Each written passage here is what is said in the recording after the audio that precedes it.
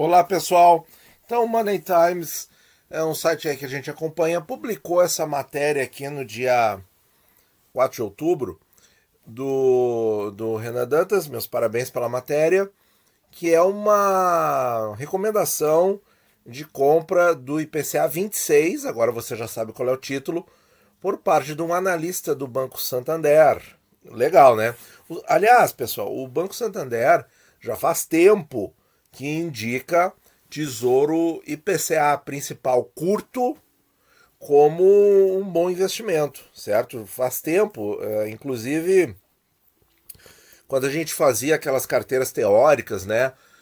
Uma das carteiras sugeridas foi deles, com 90% em Tesouro IPCA 24 e 10% em Tesouro Selic, tá? E aí nós tiramos o Selic e colocamos um prefixado ali, certo? Depois, assim, como essas carteiras teóricas, assim, eu acho que meio que perde o sentido, porque a gente fica muito preso a uma carteira teórica, eu acho que não é bom, por isso que eu parei de fazer. E mais interessante é a gente ir adaptando a carteira conforme as coisas vão modificando, conforme as coisas vão acontecendo, tá? Então, isso aí é um ponto de vista que eu tenho, certo? Se você achar diferente, coloca aí nos comentários, de repente a gente repensa as coisas e pode voltar a fazer aí uma série sobre carteiras teóricas, mas eu sempre fico com o pezinho um pouco atrás, ainda mais com a situação que a gente tem agora, né? Então vamos à nossa análise mais crítica aí com relação ao artigo. Tesouro, bom, para começar o título aqui do artigo, eles dizem o seguinte: ó, Tesouro Selic ou IPCA, qual comprar agora? Para mim essa pergunta não precisa ser feita, certo? Essa pergunta não faz muito sentido, porque o Tesouro Selic, pessoal, ele tem uma única e exclusiva função, que é reserva de emergência para pessoa física. Única e exclusivamente, certo? Que eu não uso, tá? Como vocês já sabem, eu não invisto em Tesouro Selic, já faz muito tempo. Mas eu entendo quem use o Tesouro Selic como reserva de emergência porque não há perda nominal. E isso pode ser uma coisa importante, certo? A minha reserva de emergência é IPCA 26, tá? Mas isso é meu, não estou recomendando, isso é muito pessoal, tá? Então, assim, por que não faz sentido a pergunta? Outro motivo. O Tesouro Selic hoje perde para a inflação. E o IPCA não perde. Então, por quê? Por que da pergunta, né? Não faz sentido. Mas vamos lá para a recomendação aqui, vamos ver o que eles argumentam aqui, certo? Então aqui, ó, os títulos públicos voltaram a ganhar visibilidade e tal, porque a taxa Selic pode terminar o ano em 9%. Bom, eu até acredito em 2 dígitos para o ano que vem, tá? Sendo bem sincero aí com vocês. 9% esse ano, tá? E aí, se ele que rendendo 9, ele vai render mais que o Tesouro IPCA? Claro que não. Claro que não. Nós temos aí uma inflação já de 12 meses de 9%, certo? Mais, então, IPCA mais alguma por aí já a gente vê que nesse ano o Selic perde. Mas se a gente pensar em inflação média futura, quanto que você estima? 4, 4,5%, 5%? Lembrando que quando a inflação começar a responder à alta da Selic, porque uma hora ou outra a inflação vai responder, pessoal, certo? O que acontece? A taxa Selic vai voltar a ser reduzida. Então, não adianta, né? Não vai ficar a vida inteira, né? Por mais que a Selic suba, ela vai ficar um período nesse patamar aí, digamos, de 9% ou 10% ou 11%, tá? Para 22%. Depois ela vai voltar a cair. É uma questão de tempo. Já no Tesouro IPCA, você sempre vai ter inflação, seja ela quanto for, mais aquela taxa. Então, mais uma vez, né? Não tem chance do Tesouro Selic ganhar do Tesouro IPCA. Essa chance não existe, tá? Muito bem. Além disso, a questão do vencimento e tal. Em dúvida em qual comprar, o Santander indicou o melhor título. Então, assim, essa história de melhor título, tá, pessoal? É segundo a visão desse analista do Santander, tá?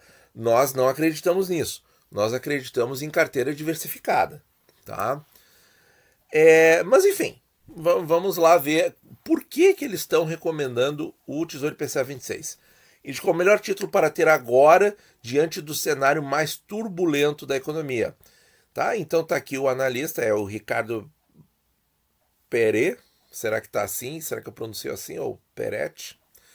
O título Tesouro IPCA com vencimento em 26 é o que possui melhores retornos neste momento. Vamos ver aqui o texto dele, aqui, ó, a lógica aqui. Ó. Com perspectivas de novas elevações das taxas de juros, tá? E indicadores econômicos mistos, quer dizer, uma hora vem uma coisa boa de um lado, aí vem uma coisa ruim de outro, que é o que a gente está vendo, certo? Veio aí, por exemplo, IGPM com deflação, CAGED positivo, com aumento de empregos, mas indústria retraindo em alguns setores. Então, quer dizer, isso são indicadores mistos. Tá? Vem notícia boa de um lado, mas ruim de outro. Então, não existe assim uma uniformidade. Tá? E isso também a gente sabe que a recuperação, desde o grave problema mundial de 2020, que começou no Brasil em 2020, mas é de 2019, certo? A gente sabe que esse grave problema fez com que os setores da economia respondessem de forma diferente e, de igual forma, a recuperação é de forma diferente para setores diferentes, certo? Então, assim, ó, recomendamos posicionamento que proteja o investidor do viés de alta da inflação, certo? Então, quer dizer, e aí é que vem o argumento, né? O Tesouro Selic não protege da inflação. O argumento contra o título da matéria, tá? Mas tá aqui na própria explicação do analista, tá? Ou seja, o que vai te proteger do viés de alta da inflação? Mesmo que a taxa de juros esteja seguindo um ritmo de alta, mesmo assim, não vale a pena Tesouro Selic. É isso que está dizendo. Por quê? Porque ele não vai te proteger do viés de alta da inflação. Porque o Tesouro Selic ele está sempre correndo atrás, né? Ele está sempre correndo atrás. Então, esse é o problema. E aí, quando a inflação responde, ele corre atrás para baixar, para ser reduzida, para a taxa Selic ser reduzida. Tá? Então, realmente não tem, né? Não tem como isso virar uma indicação por esse próprio conceito, certo? Optando pelo vencimento de 2026, onde vemos a assimetria mais positiva entre risco e retorno. Vamos falar o que ele quer dizer com assimetria risco-retorno. Então estão aqui as taxas de fechamento da terça-feira, 5 de outubro, certo? Vamos deixar aqui os títulos, vamos ver se eu consigo aumentar um pouquinho sem prejudicar. Consigo, só que a gente vai ter que ajeitar aqui para o lado. O que ele quer dizer com assim? Não tem títulos IPCAs rendendo muito mais que o IPCA 26? Sim. Mas qual é o principal risco do Tesouro Direto? Vamos lá, pessoal. É risco de liquidez? Não. Porque eu tenho liquidez D mais 0 de manhã e D mais 1 à tarde. Então, tranquilo liquidez, tá? É risco...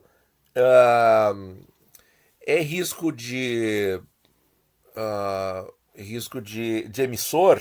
Não, porque o emissor é o próprio dono da moeda, certo? Então não tem como esse emissor não pagar, basta que ele emita a moeda. Então não tem risco, certo?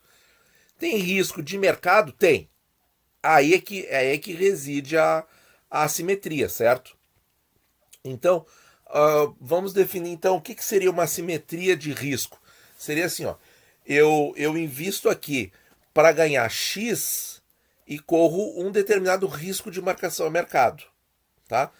Ou eu invisto no papel Y, que tem um risco de marcação a mercado muito maior, mas aí eu vou ganhar mais, certo? Então isso é assimétrico, porque os ganhos são assimétricos e os riscos de marcação a mercado também são assimétricos.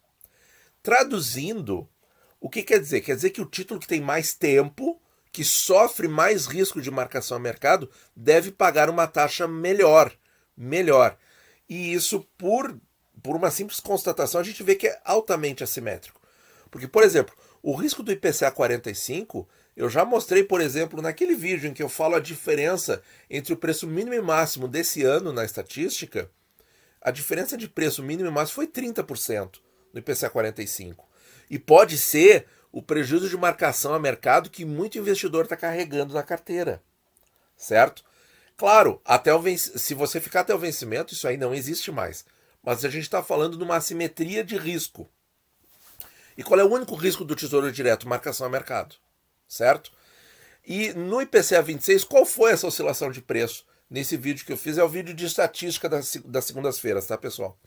Para quem quiser localizar, acho que faz umas 2 semanas que eu fiz esse vídeo. 5%. Foi 5% a diferença de preço. Então, ou seja, para ganhar IPCA mais... Agora vamos ver o ganho, tá? A simetria de risco, então.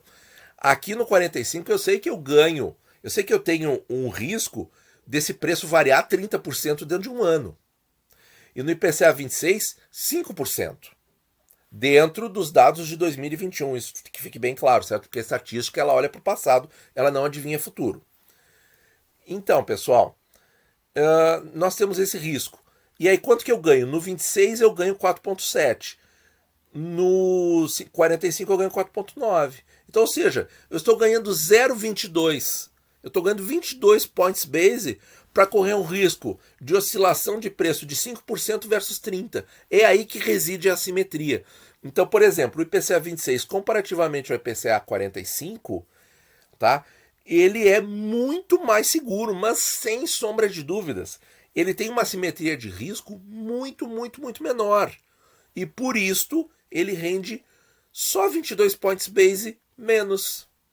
Tá aí, pessoal. Essa é a assimetria de risco que o pessoal tanto usa no mercado e fala de títulos públicos. Ah, mas você que é investidor de longo prazo, que compra o título para ficar até o vencimento, você pode, com toda razão, dizer aqui nos comentários. Isso não faz sentido, porque eu compro para ficar até o fim e obter a bola de neve dos juros compostos. Concordo com você. Concordo 100% com você. Mas, como a visão deles é de retorno para um risco menor possível e para não ter dor de cabeça, eles também têm a razão deles, certo? E a gente também não pode criticar uma pessoa que monte uma carteira predominantemente em IPCA 26, por quê? Porque essa pessoa vai ter menos dor de cabeça com a marcação a mercado, vai estar mais tranquila, o papel vai girar menos, vai oscilar menos, certo? E você vai ter menos preocupações de sair do investimento, certo? Então, sim, faz o sentido. Tá? Mas o que acontece com o IPCA 26 para quem gosta de acumular o juro composto ao longo do tempo? Ele tem um tempo menor, né? E aí, então, ele acumula menos, porque ele tem tempo menor, certo? Mas, pela simetria de risco, ele é muito mais interessante que o IPCA 45, por exemplo. Agora, para quem está fazendo a bola de neve e está aportando sempre, não saindo do jogo, e tem o prazo, essa é a pergunta mais importante. Aí IPCA 35 e 45 seriam mais interessantes, certo? Vamos voltar ali para a matéria. Então, onde vemos a assimetria mais positiva entre risco e retorno diante das incertezas fiscais já mencionadas? Então, o que acontece? Se a incerteza fiscal volta a bater forte no mercado, né, volta a virar, que já é bastante, certo? Mas fica mais intenso ainda, o que acontece com as taxas? As taxas sobem. E aí, o que acontece? O famoso prejuízo de marcação a mercado, que você não vai vender o título, ok? Acontece o prejuízo de marcação a mercado, e aí, no IPCA 26, a gente sabe que essa oscilação de preço vai ficar ali em torno de 5%, um pouco mais, um pouco menos, dependendo de quanto a taxa subir. Já no IPCA 45, ele pode derreter 30% aquele aporte que você fez. Então é isso, certo? Então a assimetria para o 26 é muito mais positiva, certo? E no lado contrário também. Quando houver ganho de marcação a mercado, o IPCA 45 vai dar um show, certo? E o 26 vai ganhar o quê? 5% de ganho de marcação, certo? Sem pagamento de juros semestrais por conta de uma maior eficiência no pagamento do imposto de renda, né? Porque eficiência fiscal, você vai pagar tudo lá no fim, versus pagar nas alíquotas maiores no comecinho, o que, na média, a gente também já fez um vídeo sobre isso, na média, o que se paga a mais de imposto de renda é muito pouco nos IPCAs com juros, certo? Mas, enfim, o IPCA principal seria mais eficiente do ponto de vista da tributação, tá?